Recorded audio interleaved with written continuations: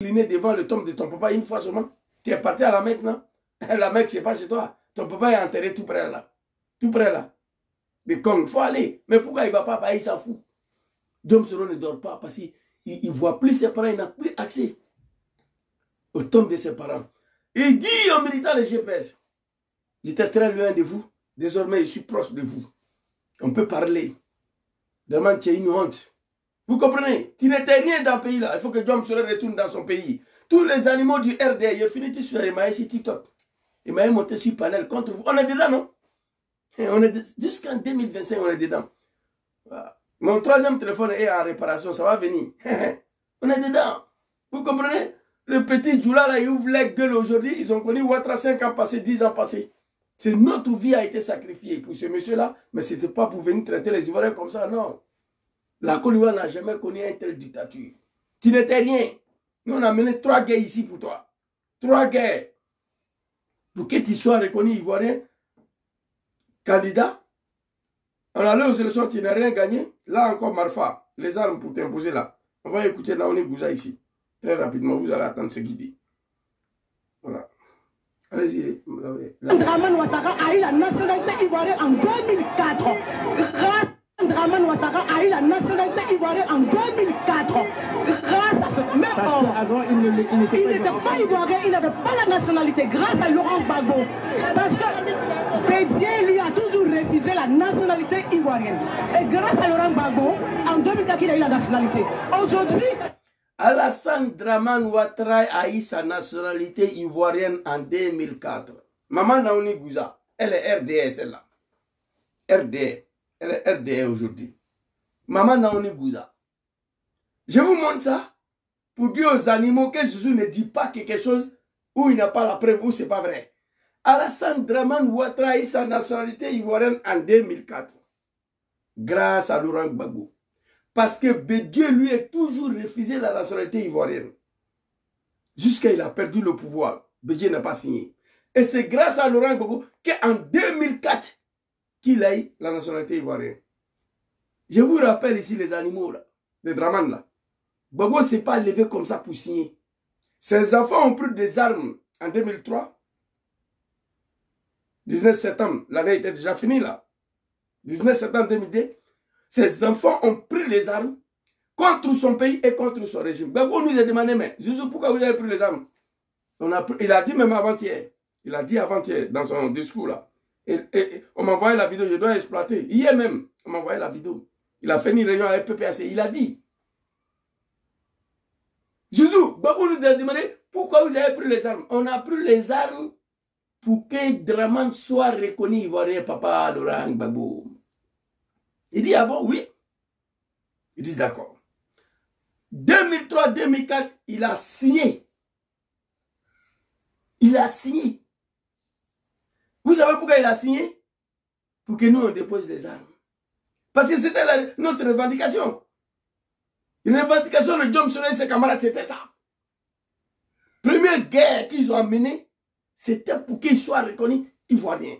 Naouni Gouza vous dit, grâce à Laurent Gbagbo, il a été reconnu ivoirien en 2004. Gbagbo dit, les enfants, si c'est votre revendication qui est là, je signe. 2003-2004, Gbagbo a signé. Pour ne pas qu'on puisse détruire son pays. Pour ne pas qu'on puisse détruire son régime à cause d'un bouki, un criminel, un sanguinaire. Il a signé. Vous comprenez? Et dans ça, Gbagbo nous dit, bon, j'ai signé qu'il est ivoirien, donc déposer les armes. On dit, non, papa, c'est pas fini. Désormais, il est ivoirien. C'est que le bouki peut être candidat. Gbagbo dit, Zouzou, vous ne m'avez pas dit ça. Vous avez dit de reconnaître qu'il est ivoirien. Je reconnais qu'il est ivoirien. Je vous demande de déposer les armes. On dit, papa, désormais il est ivoirien. Donc il peut être candidat. Pardon. Il faut accepter qu'il est candidat. On allait en Afrique du Sud. Pretoria Gbagbo a signé qu'il est candidat. Il faut déposer les armes. On dit non, allons aux élections. On allait aux élections, il n'a rien gagné. Là encore, Dom Soro et ses camarades et Nicolas Sarkozy installé Ouattara au pouvoir. Personne ne peut défier ce que je dis ici. 3 guerres nous avons menées pour Ouattara. Dom Soro a gagné de maturité. Il est devenu un homme politique. Il faut qu'il rentre dans son pays. Nous demandons à M. Ouattara de le faire entrer. Dramane, tu n'es rien. Tu ne peux pas contrer un Ivoirien en exil. Toi, tu as sauté clôture ici. En 1995, Bédié dit que tu n'es pas Ivoirien, tu as fui. Il fallait rester pour démontrer que tu es Ivoirien. Tu as fui. Tu es venu. On voulait t'interpeller pour te demander, tu as sauté clôture. Diom Souré et ses camarades, après tous ces boulots-là, Gbagbo l'a dit hier, on a fait trop de sacrifices pour toi. Il a dit, en 1995, tous ces dossiers c'était prêt. Il dit, il ne va pas aux élections si Dramane n'est pas candidat. Il a dit hier. Il dit, il a trop fait, trop de sacrifices pour toi. Aujourd'hui, tu veux brûler notre pays encore. Il faut dire que tu es candidat. Soro n'est pas candidat, Gbagbo n'est pas candidat. Tu vas voir. Tu veux brûler la Côte d'Ivoire, non? D'accord. Il faut brûler. Mais cette fois-ci, là, le vieux, tu ne vas pas t'en sortir. Dieu va te lâcher. Cette fois-ci, là. Moi, j'ai pris Dieu pour toi. Je ne t'aime pas, hein.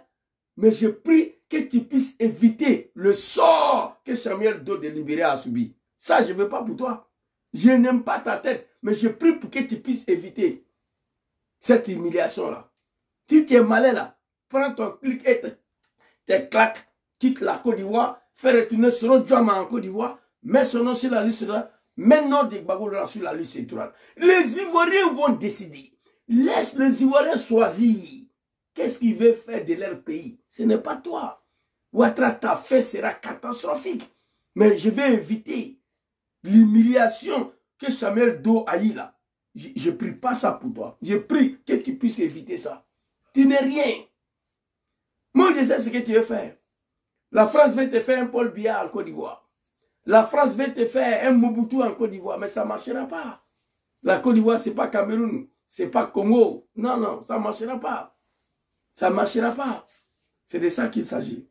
Donc, président John Kimafuri sur ici, il remercie Laurent Gbagbo pour son côté humaniste et il s'adresse aux Ivoiriens. Allons-y, le vieux. Non, Gouza, merci beaucoup. Alassane Ouattara a eu sa nationalité en 2004 grâce à Gbagbo, Laurent et Soro Diom. C'est de ça qu'il s'agit. Alors, oh my God. Allons-y, le vieux. Le président Laurent Gbagbo, que je salue par ailleurs, pour tout son humanisme. Quand il m'a fait l'honneur de me nommer Premier ministre en 2007, le premier discours... Gbagbo, c'est un être humain, wallahi billahi. Non, cet homme-là ne pouvait pas mourir à la CPI. Dieu n'allait pas accepter. Gbagbo ne pouvait pas rester là-bas. Et regardez son parcours. Le vieux, nous, on te demande pardon. Moi, personnellement, je regrette une seule seconde. De combattre pour ce Dramane Ouattara. Mais à l'époque même, tu nous as dit, il dit, Zouzou, toi et tes grands frères là, vous me combattez pour un bâtard, un criminel et un assassin, que vous ne le connaissez pas. Si cet homme arrive au pouvoir, le plus chanceux parmi vous ira en exil. Diom Souré fait partie des plus chanceux. D'autres seront égorgés, d'autres seront emprisonnés, surtout sur ses amis. Au moment où je vous parle, il y a 4 cadres de GPS qui sont encore en prison. Smaoro Kando, Elhadji Mamadou Traoré, Kader Doumbia. Ils sont déjà là-bas, dans la main de Dramane Ouattara. Mais pourtant, quand nous avons fabriqué cercueil contre Laurent Gbagbo, il avait le pouvoir de jeter surtout en prison. Il n'a pas fait parce que ce n'est pas un animal, ce n'est pas un fils de bâtard. C'est un Ivoirien authentique, originaire, qui aime son peuple, qui aime sa jeunesse. Oui. My God. Laurent Gbagbo, papa, on te demande pardon toujours. Discours. J'ai dit bien 2007. J'ai dit bien 2007, plus de 15 ans maintenant. Plus de 10 ans, s'il vous plaît. Le mot central de mon discours était le pardon. Que j'ai concrétisé dans ma feuille de route par l'organisation de la Flamme de la Paix à Bouaké, où nous avons demandé pardon aux Ivoiriens. Et je ne me suis jamais dérobé de ma responsabilité. Jamais. Il s'adresse à son peuple ivoirien. Ce qui dit, Diom doit dire la vérité, il doit demander pardon. Il dit depuis en 2007, quand Laurent Gbagbo, mon papa, a eu l'honneur de me nommer Premier ministre, plus de 15 ans, je demande pardon aux Ivoiriens.